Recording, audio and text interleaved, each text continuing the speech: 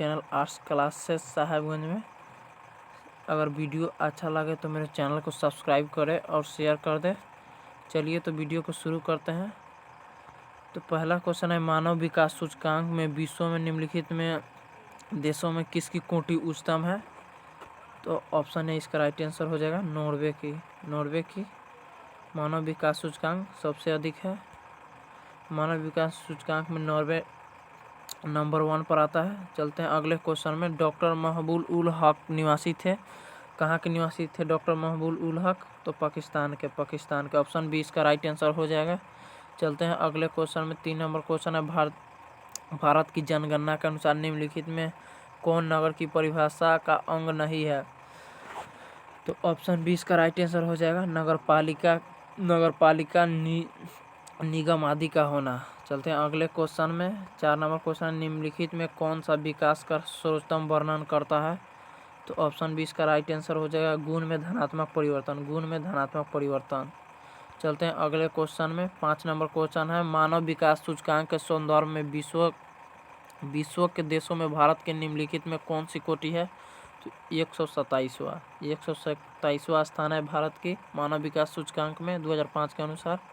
चलते हैं अगले क्वेश्चन में। 6 नंबर क्वेश्चन है, विकासशील देशों की जनसंख्या सामाजिक ढांचों के विकास एवं आवश्यकताओं की पूर्ति में कौन से प्रकार का संसाधन सहायक है? तो ऑप्शन सी इसका राइट आंसर हो जाएगा प्राकृतिक संसाधन। विकासशील देशों में जनसंख्या के सामाजिक ढांचों के विकास एवं आवश्यकताओं की पूर्ति में प्राकृतिक संसाधन आवश्यक है। चलते हैं अगले क्वेश्चन में। 7 नंबर क्वेश्चन है, निम्नलिखित में कौन सा देश विकासशील है? तो ऑप्शन सी इसका राइट आंसर हो जाएगा नाइजीरिया देश विकासशील है। नहीं तो सब विकसित देश है। जापान विकसित है, फ्रांस विकसित है, ऑस्ट्रेलिया विकसित है, नाइजीरिया विकासशील देश है। हमारा भारत भी विकासशील देश है। चलते हैं अगले क्वेश्चन में। 8 नंबर क्वेश्चन है, निम्नलिखित विद्वानों में किसने मानव विकास सूचकांक निर्मित किया है? तो ऑप्शन सी इसका राइट आंसर हो जाएगा डॉक्टर महबूब उल हक जो पाकिस्तान के अर्थशास्त्री थे। चलते हैं अगले क्वेश्चन में। 9 नंबर क्वेश्चन है, निम्नलिखित में कौन मानव विकास सूचकांक के मूलभूत क्षेत्र है? तो ऑप्शन है स्वास्थ्य, ऑप्शन बी संसाधन, ऑप्शन सी शिक्षा। तो ऑप्शन डी इसका राइट आंसर हो जाएगा उपयुक्त सभी मानव विकास सूचकांक के मूलभूत आवश्यकता है, स्वास्थ्य भी, संसाधन भी और शिक्षा भी। चलते हैं अगले क्वेश्चन में। 10 नंबर क्वेश्चन है, निम्नलिखित में कौन मानव विकास का स्तंभ नहीं है? तो समानता, सततता, उत्पादकता, जनसंख्या। तो जनसंख्या नहीं है। ऑप्शन डी इसका राइट आंसर हो जाएगा मानव विकास का स्तंभ जनसंख्या नहीं है। चलते हैं अगले क्वेश्चन में। 11 नंबर क्वेश्चन है, 2005 की रिपोर्ट के अनुसार विश्व के कितने देशों का मानव विकास स्तर 0.8 है? तो ऑप्शन सी इसका राइट आंसर हो जाएगा 57 देशों का। ऑप्शन सी इसका राइट आंसर हो जाएगा। 2005 के अनुसार विश्व के 57 देशों का मानव विकास सूचकांक 0.8 है। चलते हैं अगले क्वेश्चन में। अगला क्वेश्चन 12 नंबर है, निम्नलिखित में कौन सा देश उच्च मानव विकास वाला नहीं है? नॉर्वे है, अर्जेंटीना है, जापान भी है और मिस्र नहीं है। उच्च मानव विकास सूचकांक वाला मिस्र देश नहीं है। चलते हैं अगले क्वेश्चन में। अगला क्वेश्चन है 13 नंबर, इनमें कौन मानव विकास का स्तंभ है? समानता, सतत पोषणीयता, उत्पादकता। तो ऑप्शन डी इसका राइट आंसर हो जाएगा उपयुक्त सभी है, समानता भी है, सतत पोषणीयता भी है, उत्पादकता भी है। तो ऑप्शन डी इसका राइट आंसर हो जाएगा उपयुक्त सभी इसका राइट आंसर हो जाएगा। चलते हैं अगले क्वेश्चन में। 14 नंबर क्वेश्चन है, इनमें कौन सा मध्यकालीन नगर है? आगरा, पटना, चंडीगढ़, सूरत। ऑप्शन डी इसका राइट आंसर हो जाएगा सूरत है मध्यकालीन नगर है। चलते हैं अगले क्वेश्चन में। 15 नंबर क्वेश्चन है, निम्नलिखित में कौन खाद्य फसल है? तो ऑप्शन सी इसका राइट आंसर हो जाएगा मक्का इसका राइट आंसर हो जाएगा। चलते हैं अगले क्वेश्चन में। 16 नंबर क्वेश्चन है, निम्नलिखित में कौन सा भू उपयोग संवर्ग नहीं है? तो ऑप्शन सी इसका राइट आंसर हो जाएगा सीमांत भूमि। ऑप्शन सी इसका राइट आंसर हो जाएगा सीमांत भूमि। चलते हैं अगले क्वेश्चन में। 17 नंबर क्वेश्चन है, खट्टे रसदार खट्टे रसदार फलों की कृषि संबंधित है, तो ऑप्शन सी इसका राइट आंसर हो जाएगा। मध्य नगरीय कृषि से, मध्य नगरीय कृषि से, ऑप्शन सी इसका राइट आंसर हो जाएगा। खट्टे रसदार फलों की कृषि मध्य सागरीय कृषि से है। चलते हैं अगले क्वेश्चन में। 18 नंबर क्वेश्चन है, निम्नलिखित में कौन सी रोपण फसल नहीं है? कॉफ़ी, गेहूँ, गन्ना, रबर। कॉफ़ी रोपण फसल है, गन्ना भी रोपण फसल है, रबर भी रोपण फसल है, गेहूँ रोपण फसल नहीं है। ऑप्शन बी इसका राइट आंसर हो जाएगा। चलते हैं अगले क्वेश्चन में। अगला क्वेश्चन है 19 नंबर, सहकारी कृषि अधिक फसल रही है, तो डेनमार्क में सहकारी फसल अधिक डेनमार्क में होती है, डेनमार्क। ऑप्शन बी इसका राइट आंसर हो जाएगा। चलते हैं अगले क्वेश्चन में। 20 नंबर क्वेश्चन है, यूरोपवासियों द्वारा अपने उपनिवेशों में किस प्रकार की कृषि का विकास किया गया था? तो रोपण कृषि के। ऑप्शन बी इसका राइट आंसर हो जाएगा, रोपण कृषि। यूरोपवासियों द्वारा अपने उपनिवेश किस प्रकार की कृषि का विकास किया गया था? तो रोपण कृषि। ऑप्शन बी इसका राइट आंसर हो जाएगा। चलते हैं अगले क्वेश्चन में। 21 नंबर क्वेश्चन है, हीराकुंड परियोजना अवस्थित है किस राज्य में अवस्थित है हीराकुंड परियोजना? तो उड़ीसा राज्य में। ऑप्शन ए इसका राइट आंसर हो जाएगा, उड़ीसा राज्य में हीराकुंड परियोजना अवस्थित है। चलते हैं अगले क्वेश्चन में। 22 नंबर क्वेश्चन है, निम्नलिखित में कौन रेशेदार फसल है?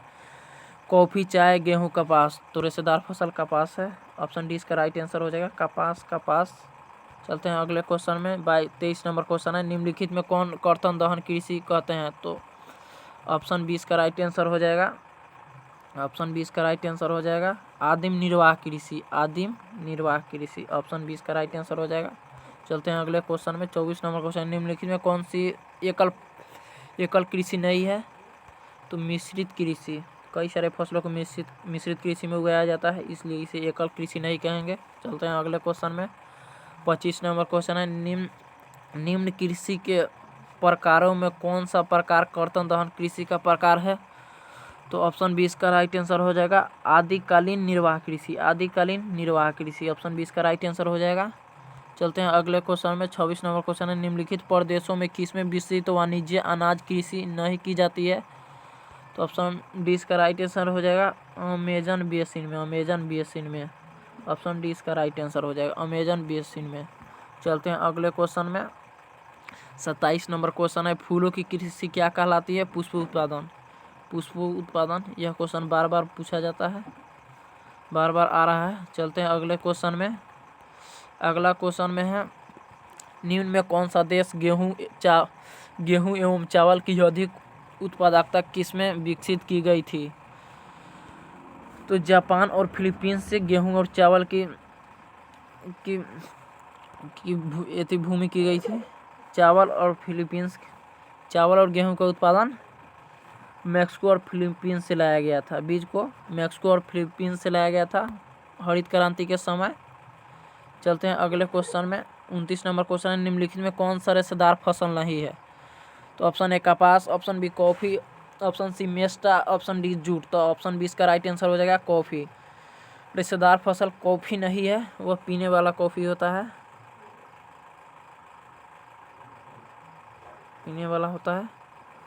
ऑप्शन बी इसका राइट आंसर हो जाएगा, कॉफ़ी।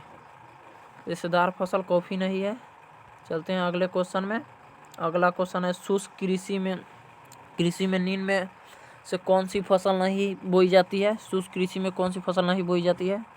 तो ऑप्शन डी गन्ना को नहीं बोया जाता है शुष्क कृषि में। चलते हैं अगले क्वेश्चन में। निम्नलिखित में कौन कृषि आधारित उत्पादित नहीं है? तो चीनी कृषि से उपजाया जाता है, कॉफ़ी भी, चाय भी। तो ऑप्शन बी इसका राइट आंसर हो जाएगा, नमक कृषि से नहीं किया जाता है। चलते हैं अगले क्वेश्चन में। 32 नंबर क्वेश्चन है, ब्राज़ील कॉफ़ी बागान को क्या कहते हैं? फेजेंडा कहते हैं, फेजेंडा। ऑप्शन ए इसका राइट आंसर हो जाएगा, फेजेंडा। प्राचीन ब्राज़ील की कॉफ़ी बागान को फेजेंडा कहा जाता है। चलते हैं अगले क्वेश्चन में। 33 नंबर क्वेश्चन, निम्नलिखित में कौन रोपण फसल है? रोपण फसल कौन है? तो कोको है।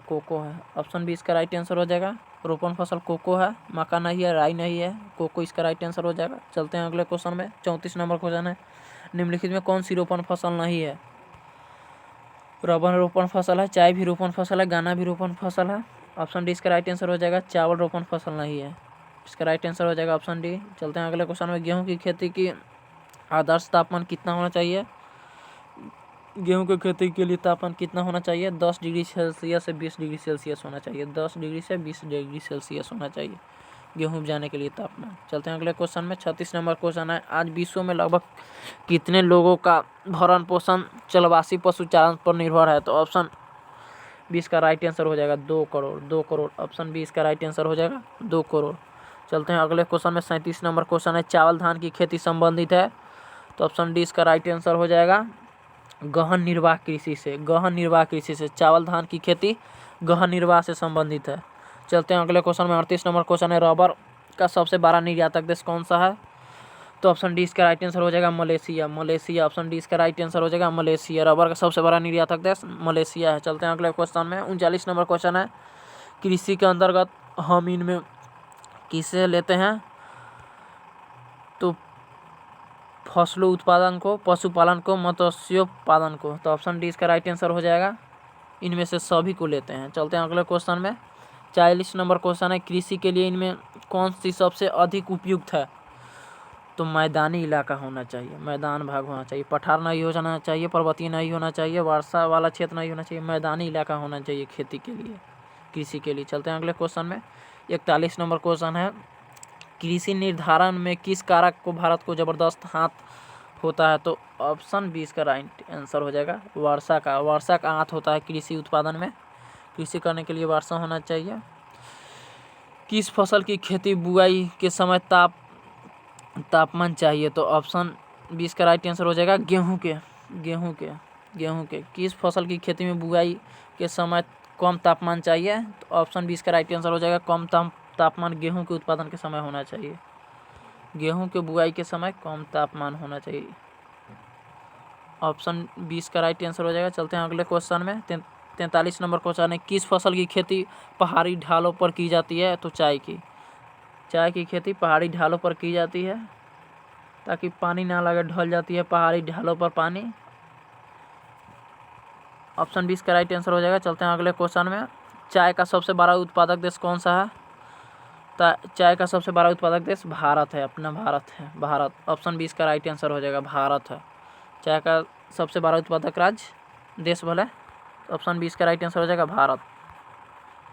अगला क्वेश्चन है, रबर किस प्रकार की कृषि है? तो रोपण कृषि है, रोपण कृषि। ऑप्शन है इसका राइट आंसर हो जाएगा रोपण कृषि।